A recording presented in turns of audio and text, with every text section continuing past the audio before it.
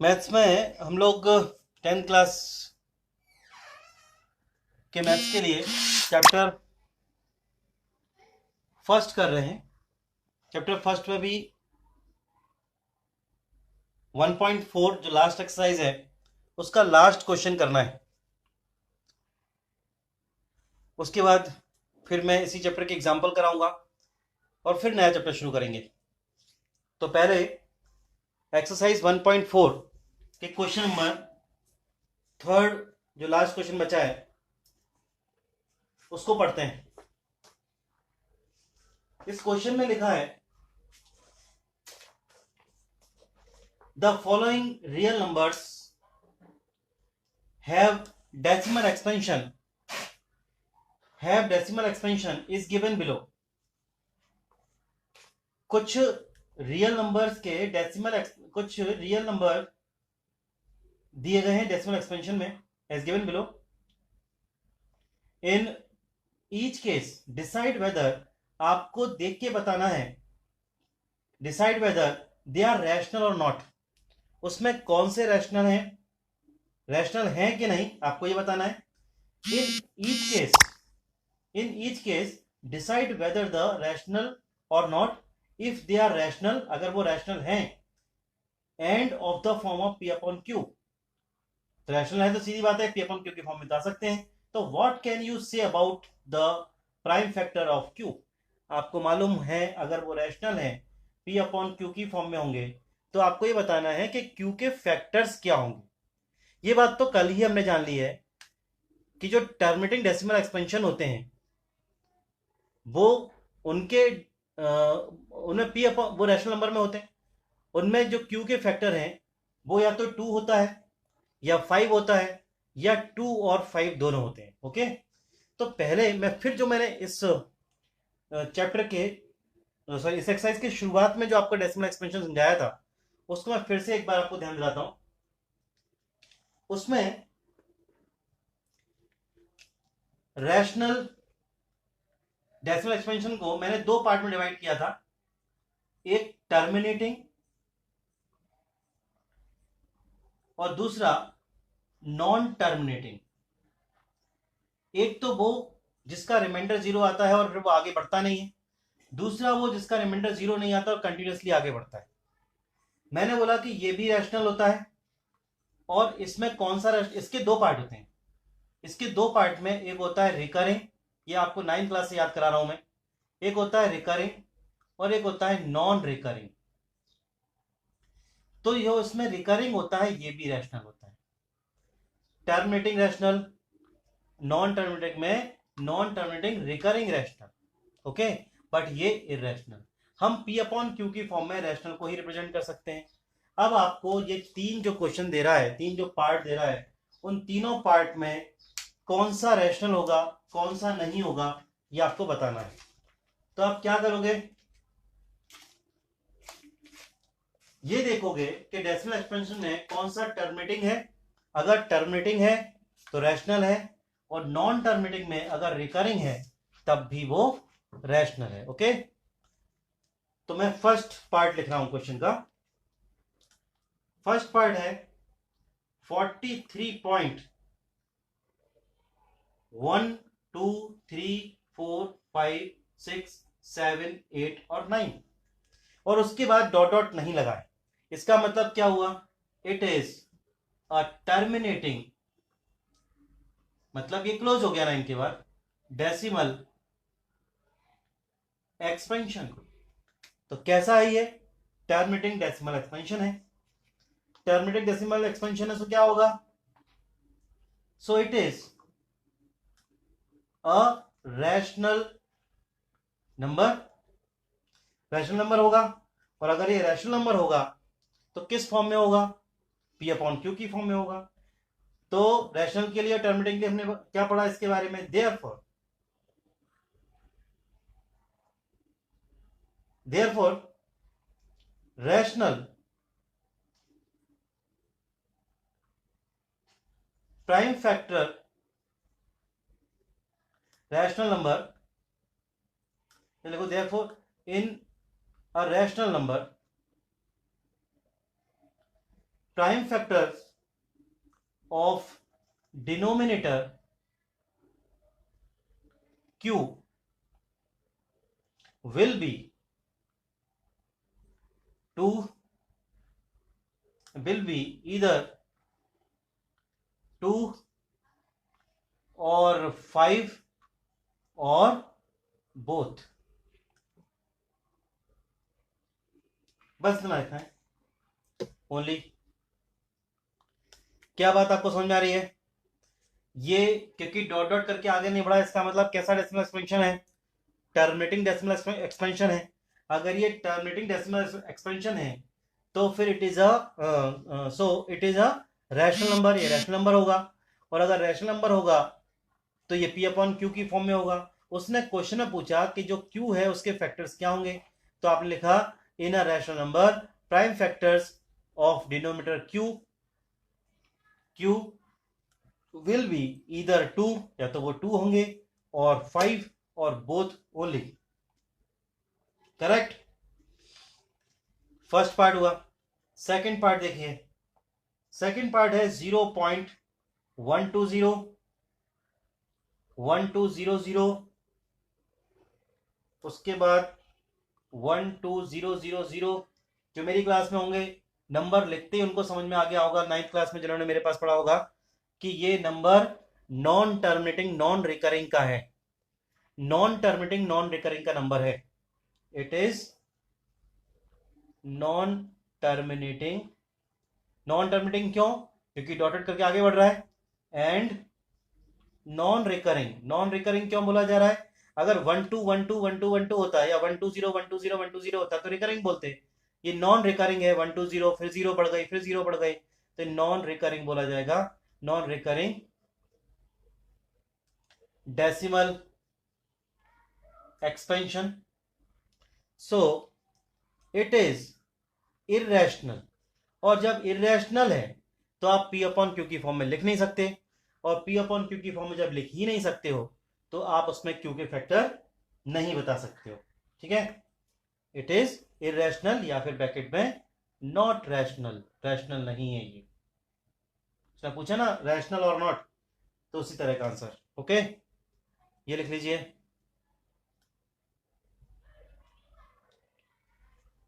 Note कर लो।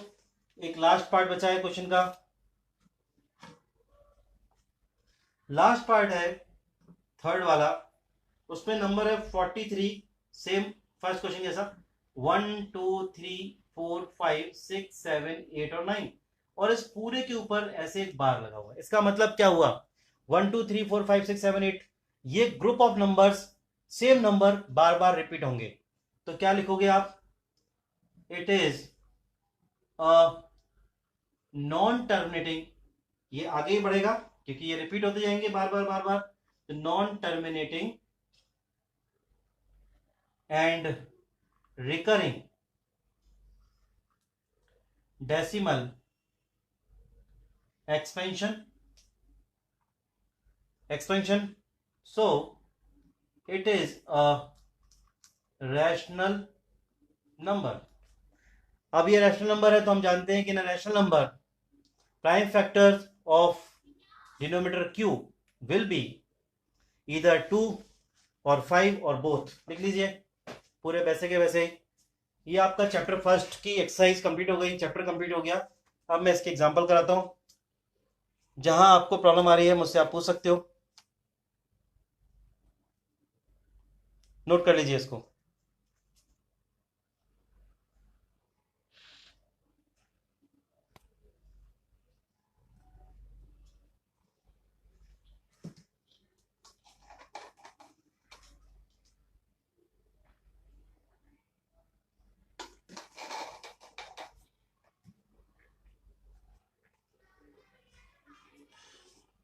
ईशान और बहुत दिनों के बाद दिखाई दिए।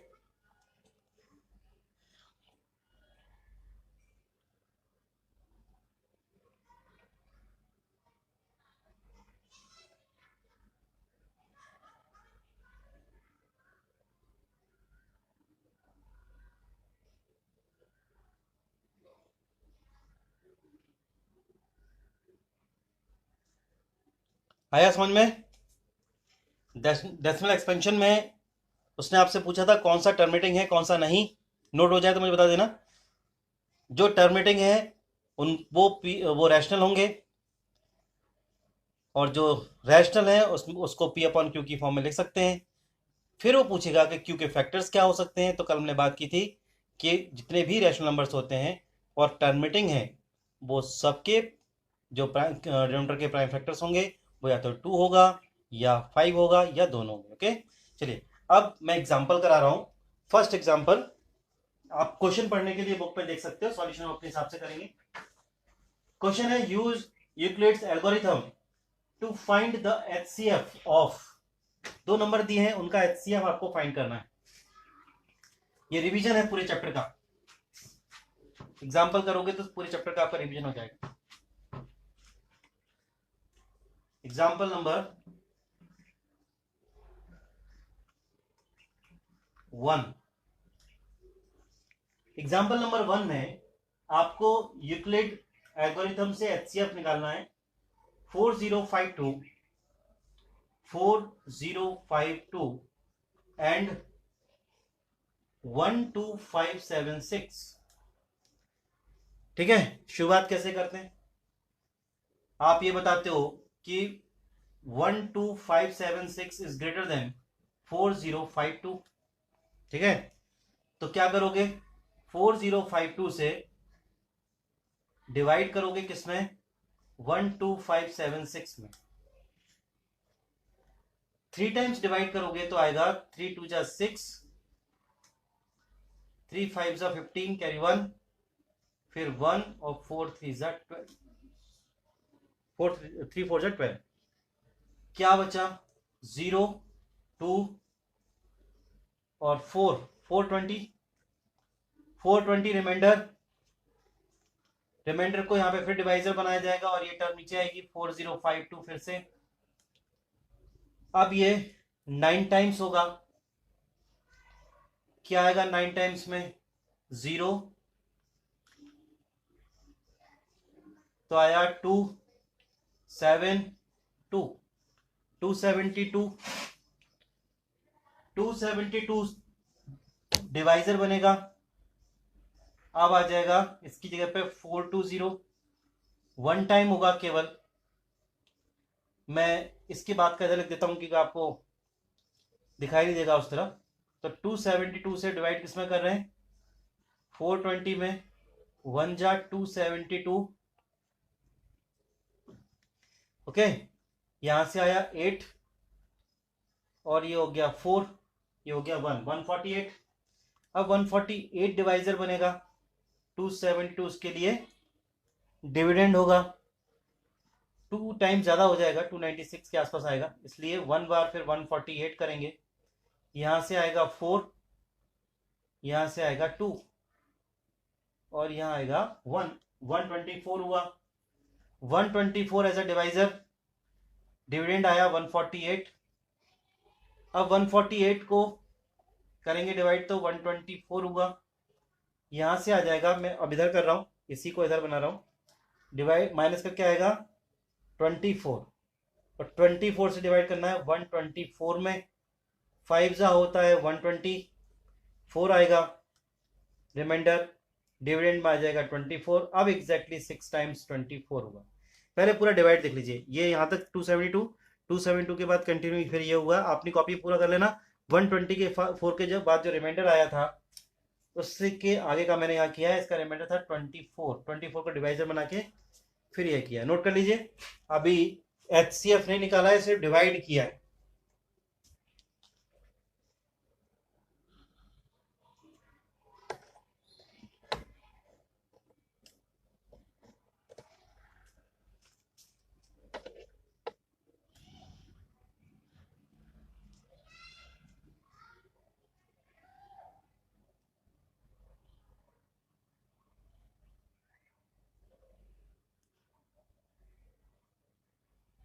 नोट हो जाए तो मुझे बताना।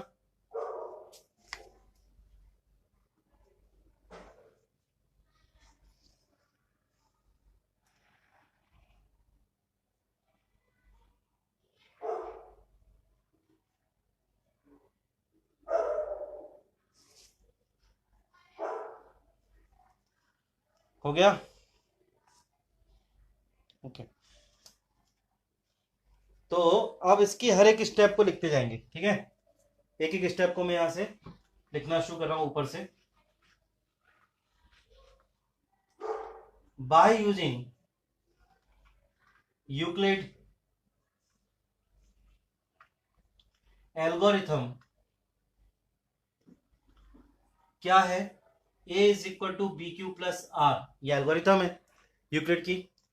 पहला अगर पार्ट देखेंगे तो पहले में डिविडेंड माने a की जगह पे आएगा 12576. Dividend is equal to divisor 4052 into quotient 3 plus remainder, remainder कितना है 420. पहली स्टेप हो गई, हटा दीजिए पहली स्टेप को. अब दूसरी स्टेप के लिए क्या आएगा?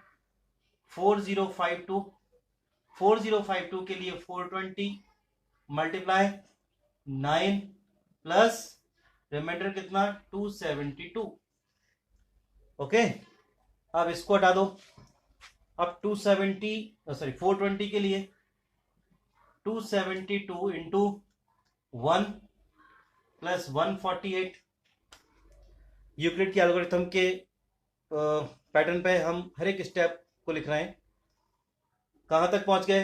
420 तक आ गए. इसके बाद 272 के लिए 148 मल्टीप्लाई 1 प्लस 124. फिर 148 के लिए 148 में डिविडेंड होगा तो आपने डिवाइड किया था किससे? 124 डिवाइजर क्वोशंट 1 प्लस रिमाइंडर 24. 124 के लिए आपने लिखा 24 इंटू 5 प्लस रिमाइंडर कितना 4. देन फाइनल स्टेप आई हमारी 24 के लिए 4 इंटू 6 प्लस 0. इतना लिख लीजिए. यूक्लिड के एल्गोरिथम में आपने सबको लिखा. इसके बाद आप लिखोगे एक line, the reminder has now become 0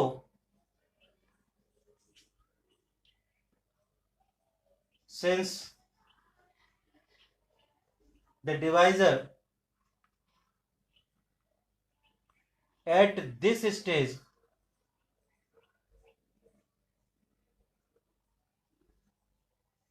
is 4. So HCF of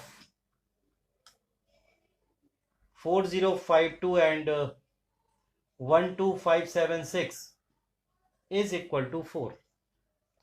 note कर लीजिए.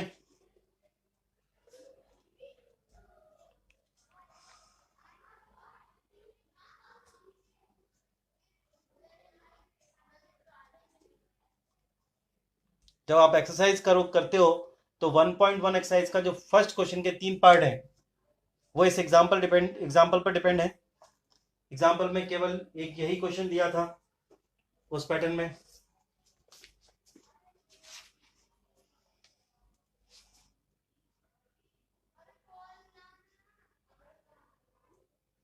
हो गया?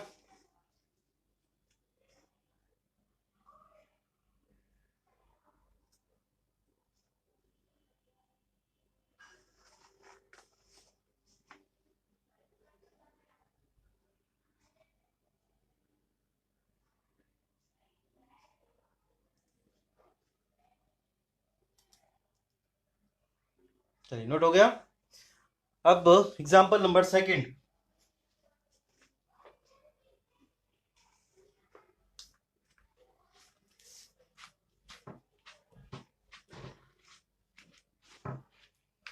एग्जाम्पल नंबर सेकंड के लिए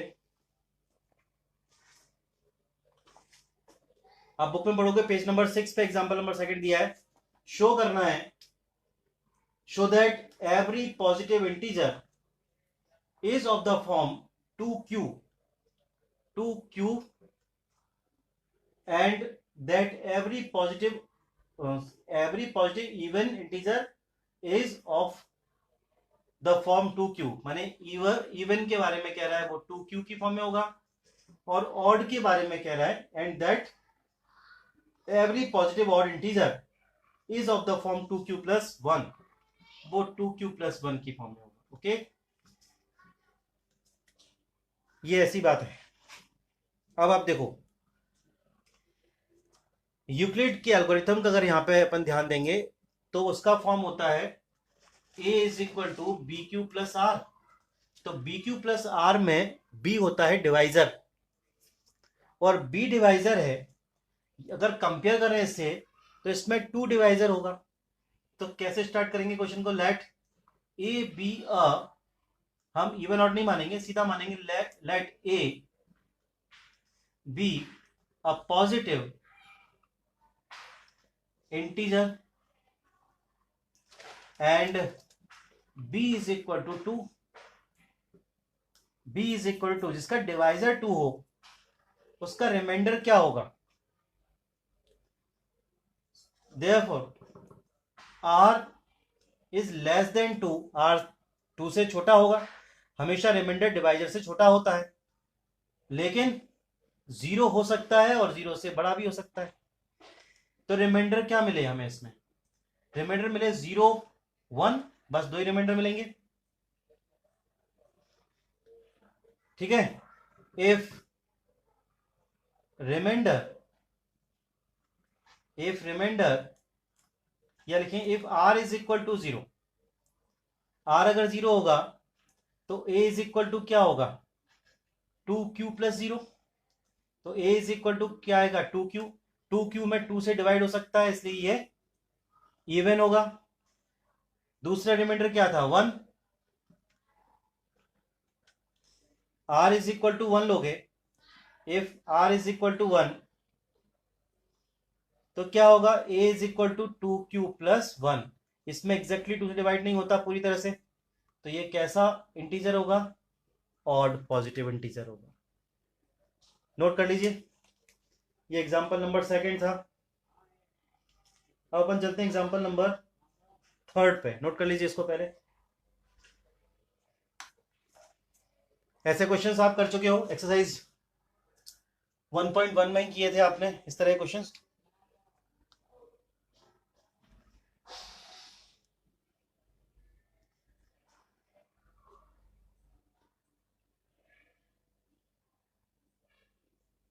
आ गया समझ में। चलिए नेक्स्ट क्वेश्चन में पढ़ रहा हूं। एग्जांपल नंबर 3 में लिखा है show that any positive odd integer is of the form of 4q+1 और 4q+3। ऑड इंटीजर की बात कर रहा है, आपको बताना है 4q+1 और 4q+3 where q is some integer. ठीक है, कोई बात नहीं। इस बार ऑड इंटीजर की बात कर रहा है, तो फिर क्या लिखेंगे, let a be a positive integer. B की जगह पे यहां क्या आ जाएगा 4। जब बी की जगह पे 4 आएगा तो जो रिमाइंडर होगा वो 4 से छोटा होगा, और 0 क्योंकि पॉजिटिव है, पॉजिटिव इंटीजर है इसलिए 0 से बड़ा और 0 भी हो सकता है। तो रिमाइंडर क्या होंगे 0 1 2 और 3, ये इसके रिमाइंडर होंगे। That is r is equal to 0 1 2 3, ये इसके रिमाइंडर होंगे। r इज इक्वल टू आप 0 लोगे तो यहाँ पे क्या आएगा 4q+0, तो क्या होगा 4q। ये कैसा है, इवन, 2 से डिवाइड हो रहा है। ठीक है ना। फिर आपने लिया r इज इक्वल टू 1, तो a is equal to 4q+1, ये ऑड होगा।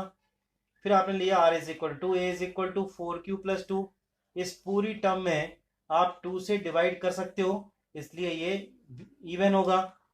और फिर आप ले रहे हो r इज इक्वल टू 3, तो a is equal to 4q+3, ये ऑड होगा। तो आप क्यों ऑड होगा, क्योंकि इस पूरे टर्म में आप 2 से डिवाइड नहीं कर पाओगे, है ना। ये ऑड है, ये इवन है, ये इवन है और ये ऑड है, sorry even odd even odd. तो यहाँ पे ऑड पॉजिटिव इंटीजर्स क्या होंगे, therefore odd positive integers are क्या होंगे 4q+1 एंड 4q+3। आपको यही तो बताना था कि जो ऑड पॉजिटिव इंटीजर होंगे वो 4q+1 और 4q+3 होंगे। ये था एग्जांपल नंबर 3। अब एग्जांपल नंबर 4 नोट कर लीजिए इसको पहले।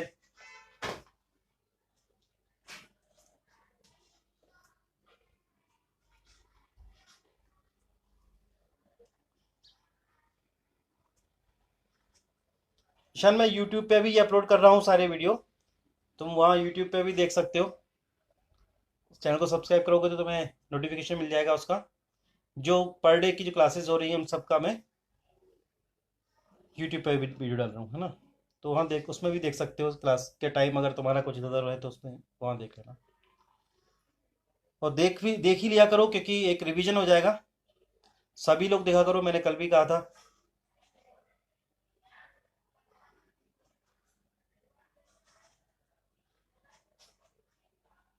चलिए, देन लास्ट क्वेश्चन आज की क्लास का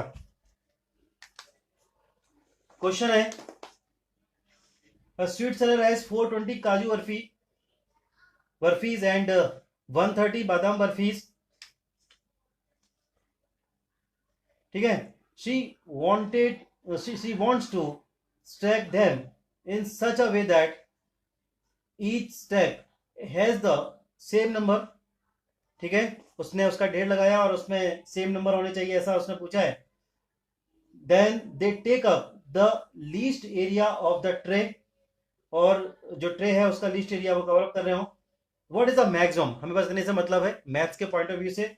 आपको काजू बर्फी और बादाम बर्फी से ले देना नहीं, अभी तो बहुत दूर दूर दूर की बात है, कहीं दिखाई भी नहीं देंगे ये सब। तो what is the maximum number of barfis, आपको मैक्सिमम नंबर ऑफ बर्फीज का मतलब HCF फाइंड करना है। ओके, नंबर कौन कौन से हैं, नंबर है 420 एंड 130। तो आपको मैक्सिमम नंबर की बात कर रहा है, इसलिए आपने HCF निकाला 420 एंड 130। क्या करोगे, 420 इज ग्रेटर देन 130, तो 130 से डिवाइड करो 420 में, 3 जा होगा 390, 0 यहां से आएगा 3, 30 हुआ। अब 130 ले लिया, 4 टाइम्स हुआ 120, यहां से 10, यहां 30 हुआ, ये हो गया 30, 10 3 जा 30। ओके, तो रिमाइंडर आ गया 0। By using Euclid algorithm,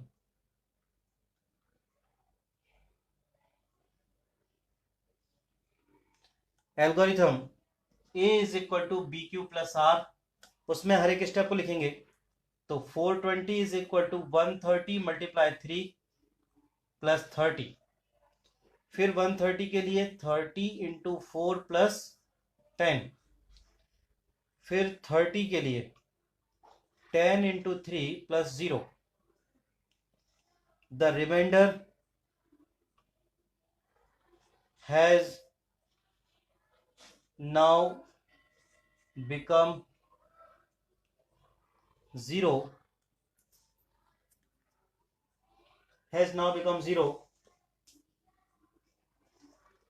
since the divisor at this stage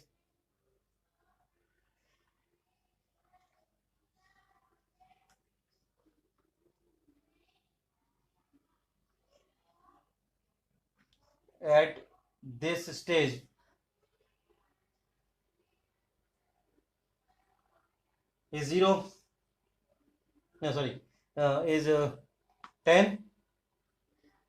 so HCF of किसका, 420 130 इज इक्वल टू 10। ये आपको फाइंड करना है, इसका आंसर है Sweet seller can make stack of 10 for both kind of burfis। Note कर लीजिए।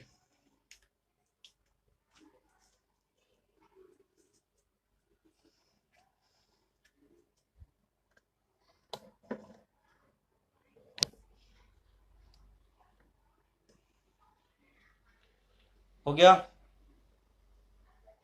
समझ में आ रहे क्वेश्चन। कल ये चैप्टर पूरा हो जाएगा और कल से मैं ट्रिग्नोमेट्री शुरू कर दूंगा। ठीक है, एक इम्पॉर्टेंट चैप्टर है और मुझे लगता है कि सारे स्कूलों में वो कराया भी जा रहा है। तो हमने अभी तक मैथ्स में फर्स्ट सेकंड थर्ड 3 चैप्टर पूरी तरह से कर लिए हैं। एक्सरसाइज का एक एक क्वेश्चन कर लिया है और एग्जाम्पल भी कर लिए। ठीक है, नोट हो गया? चलिए।